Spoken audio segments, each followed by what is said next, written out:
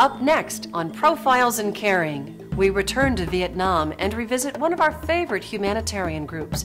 They're called Maison Chance, and we'll give you an inside profile of the heartwarming story of those people whose lives have been saved here, all thanks to this house of chance. It's a different kind of Profiles in Caring, right after these messages.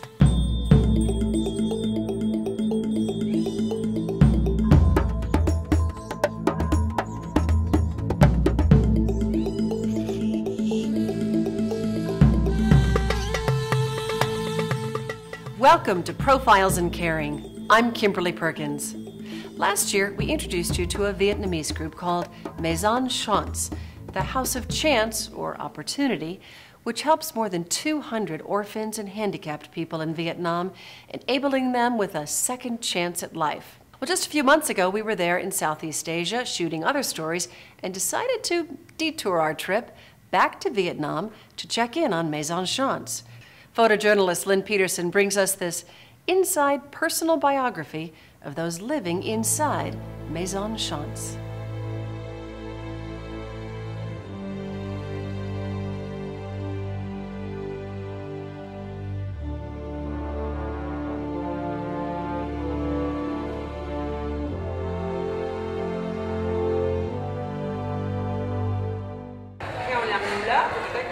Those are your paintings? That's my painting, yeah. Do you still paint? I don't have time anymore. But it's one of the first things I share with them. For that we have a lot of painters now. Yeah. Born in Switzerland, Eileen Rabeau was an independent child, working as a paid artist from a very early age and choosing to live in her studio on her own by the age of 15. When she reached the age of 20, she was inspired to travel, to see and paint the world. While on this pilgrimage, Eileen visited Vietnam. There, the direction of her life would change drastically. I was coming back to my hotel and I heard someone crying in a little street, and I am curious, so I went there to have a look, and I met a little boy, very weak and without adults around. And so I just listened to my heart and I decided to take him to my guest house. They told me that it was not possible to accept a dirty boy without papers. And so I decided to take him to a safe place. And I started to go around first in the city to see what kind of orphanages or institution can take care of this boy. I discovered a very terrible place in the north of Saigon with more than 1,000 persons without medicine, without food, without clothes, and of the middle of all these special people of the society, I met a second boy. This boy she met was 12-year-old Ton, and this terrible place that she was describing was a psychiatric asylum. Thấy cảnh như vậy, anh nhỏ tuổi. He tells me that at the mental hospital they would beat him. He was sick, chained to the floor, naked. And Eileen asked somebody what was wrong with him, and they said, "Don't worry about him, he's going to die anyway." In her heart, she knew that she could not let this happen. So she took him to a hospital, but they told her that they didn't have nurses there. So she would have to stay with him to take care of him and feed him and bathe him every day. I slept under the bed of my little boy, was going in the garden to cook something for him, helping him to take shower, buying medicine, etc. Then finally the doctors say that he's okay and you can come back home. As she was leaving the hospital, the patient stopped her and gave her a new name, Team, which in Vietnamese means heart. It was impossible to imagine to give back this boy to this terrible place, so I decided to rent something. There was one boy, two, then five, like and 8, 9, 10, and I really understood that if I like to help them to find a new balance and to be able to have a normal life and to be independent in the life, so it will be a very long work. And for this reason I decided to stay here. And stay here she has. As she established a home for the boys, she realized they also needed an education. Mời anh em cùng ra đây xem chúng ta đua nhau chơi đàn.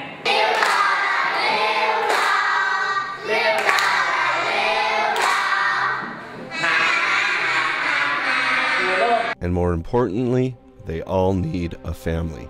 But Team also recognized there was another need for those disabled in wheelchairs out on the streets. In fact, the problem of the kids and the handicap is quite similar because they can't take care of themselves, they've never been to school, and they don't have any family around anymore. So these two groups need a family, a place, brother and sister around, and so I think that between kids and young adults we can find this balance and feel like a real family. What did he think about people in wheelchairs before he knew them, and what does he think about them now?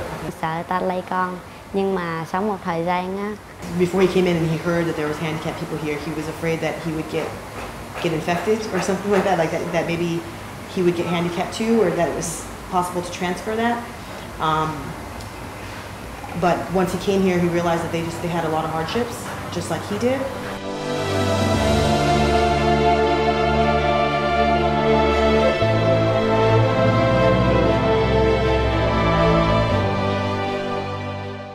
It's been 17 years, and what started with just a handful of boys living in a small apartment, Maison Chance has grown to include 60 full-time residents.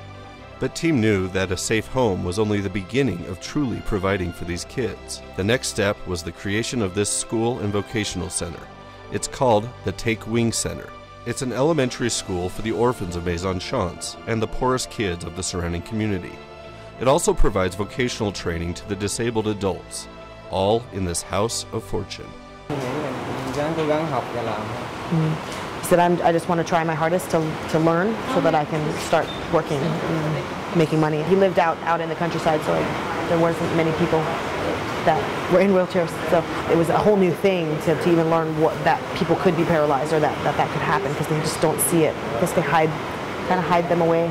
From being hidden away to becoming a valued member of a family with enviable skills, Maison Chance has changed hundreds of lives in Vietnam. But they are also changing the lives of Americans and other volunteers from around the world. Maison Chance has given My Linh the chance to experience the country where her mother was born. I'd been wanting to volunteer for a little while, and my mother found the Maison Chance website, and she showed it to me, and I've been wanting to go to Vietnam for a long time. I speak Vietnamese, and I'd been wanting to volunteer, so it was just all those things just kind of fit together really well, and it was a perfect time for me to come. When Profiles in Caring continues, he was one of the original 5 orphans whose lives were changed thanks to Maison Chance. His success story is next. Welcome back to Profiles in Caring as we continue our story now in Vietnam with an update on Maison Chance. Photojournalist Lynn Peterson continues the story.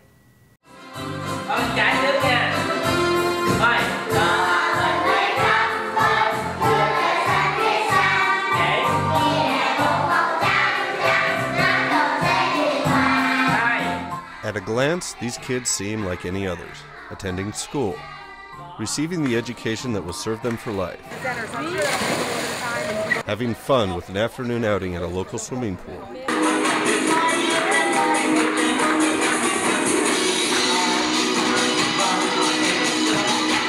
and celebrating the annual Festival of the Lanterns with parties, karaoke, and treats.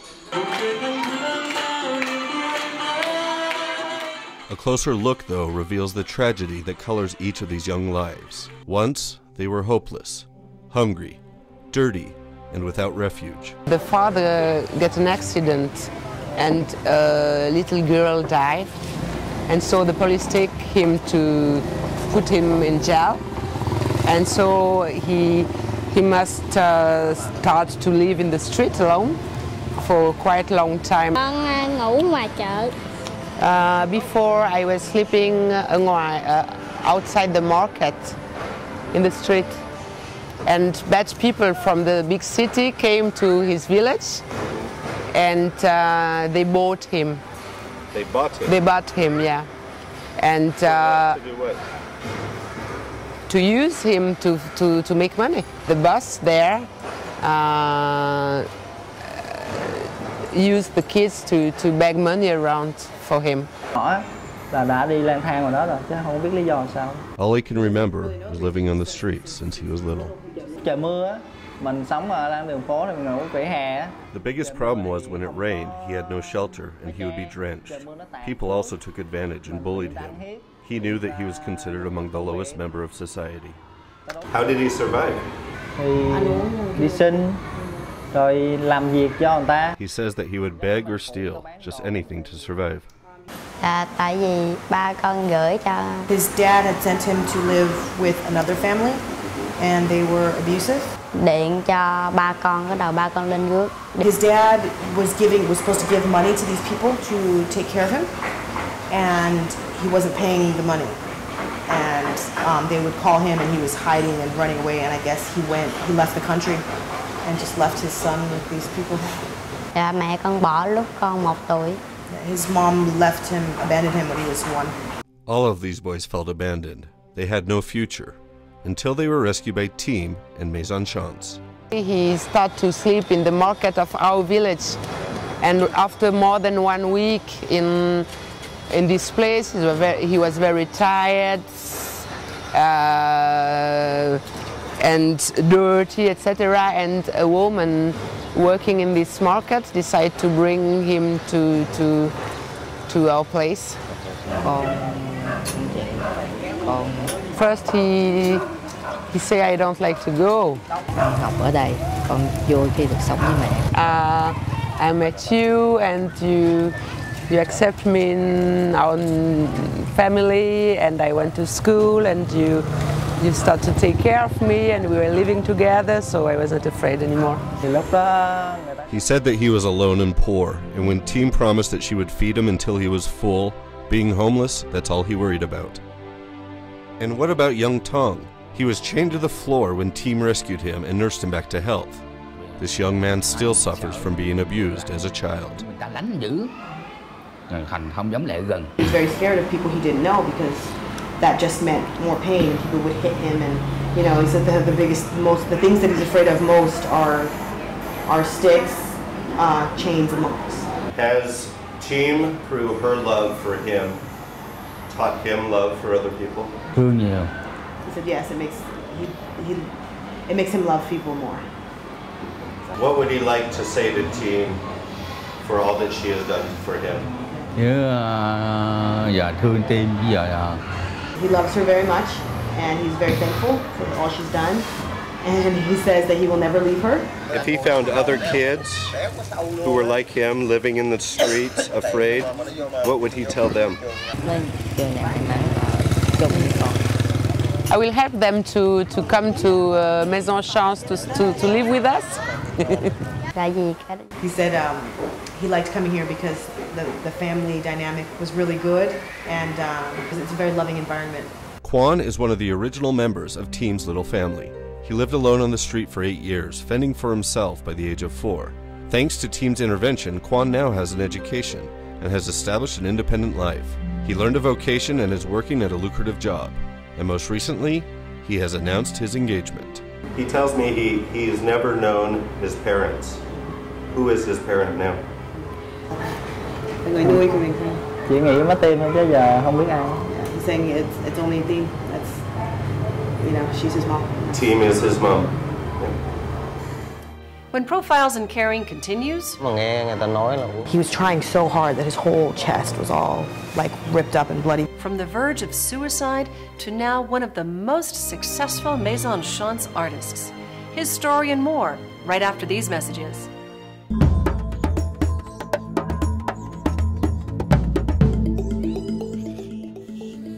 Welcome back to Profiles in Caring. Consider this. If you were in a horrific accident and learned that you were a paraplegic, how would you cope? How would this loss of ability affect your life, your family, your job? We return now to Vietnam and the group Maison Chance that's helping people find a positive solution to these wrenching life questions. He fell out of a tree. She used to do a lot of heavy lifting. It messed with her spine, so it's almost like she broke her back. He tells me he was on his way to work on his motorcycle when he got in an accident. He broke his lower back. He was stuck under the car. She eventually found out that it couldn't be fixed, and she said that she cried a lot when it first happened, and she was always crying. When he first got in the accident, he felt like he had no reason to live. He was tired of life, and so he drank a lot. This is Phong. Before he became paralyzed, he was the sole provider for his aged mother. He tells me that after his accident, he felt he had become a burden on his family and hated being dependent on others, so he tried to commit suicide twice. The first time he took a taxi to a bridge where he wanted to jump to his death. It was the early hours of the morning, and it took him an hour to climb to the top of the wall. When he was climbing that fence, he had told me privately that he was trying so hard that his whole chest was all like ripped up and bloody because he couldn't use his legs at all, so it was all arms and so he was all bloody. Like by the time he was finished, after an hour of climbing, still hadn't gotten up to where. And that was a fence that he was going to jump off of to kill himself. A woman found him before he reached the top, called for help, and he was taken home. The second time, he acquired poison, but the person he was living with found out and replaced the harmful substance with an innocuous look-alike. When he took it, nothing happened. Fortunately, Phong found out about Maison Chance, and thanks to the Take Wing Center, he is learning a skill that will help him regain his independence. Hundreds of others like Phong have also been trained in vocations. Everything from sewing, to computer training and IT, to woodworking and crafts. But first came the painters. Are those good jobs here in Vietnam? I mean, when they are done with their training, is that something they can go make money on their own with? Yeah. Good money? Enough to survive? Enough to survive. They don't become very rich, but it's good.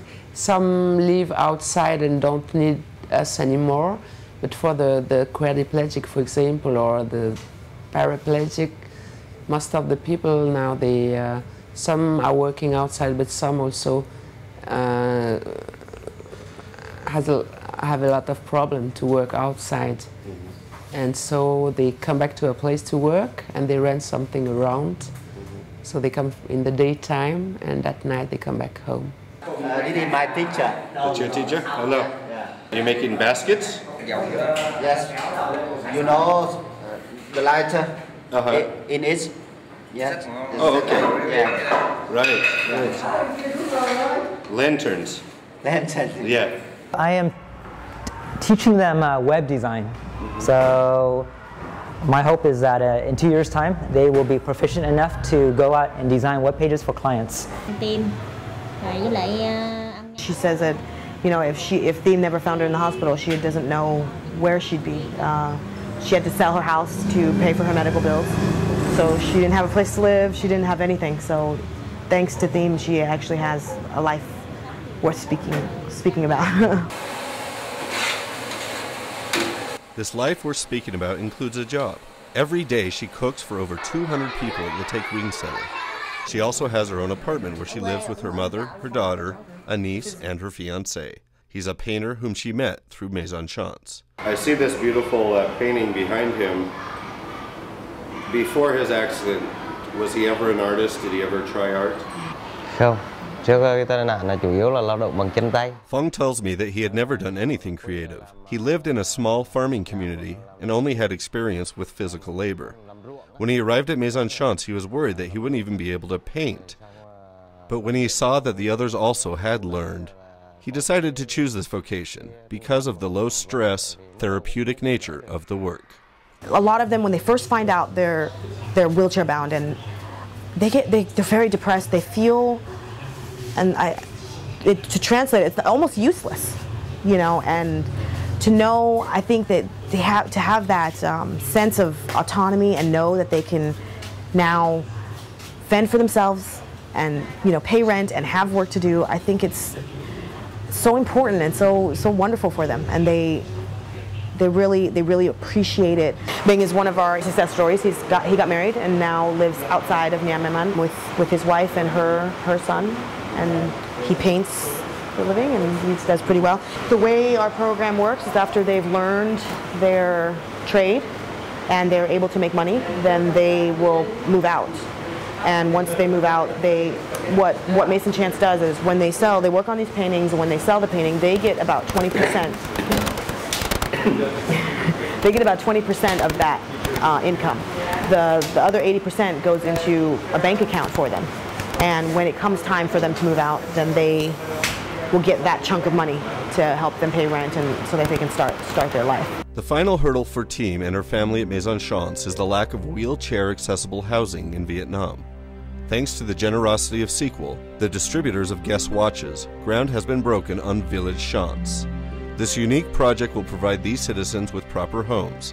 Adapted for their special needs, it's an opportunity for a new sense of community. And it all began in the House of Luck, and now will spread through a village. This project has come an incredible distance. From the 20-year-old girl whose compassion drove her to provide for one little boy, then another and another.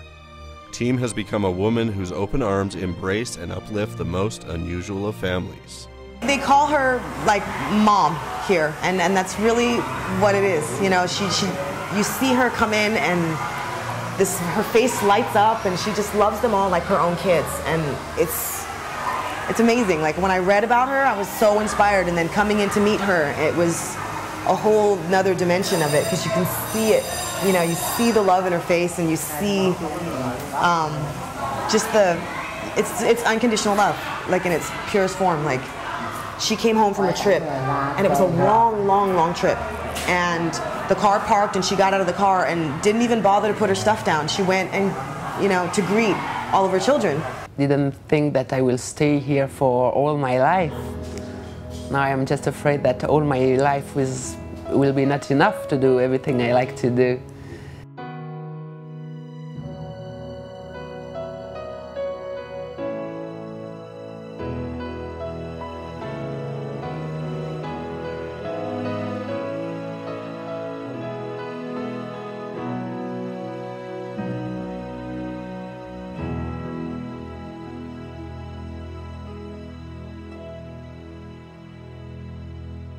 If you'd like to learn more about Maison Chance, maybe how you too can help, or maybe purchase some of those amazing crafts and paintings, it's as easy as logging on to our website, goodtube.org, and searching under organizations for Maison Chance. For all of us at Profiles in Caring, I'm Kimberly Perkins. Thanks for watching, and thanks for caring.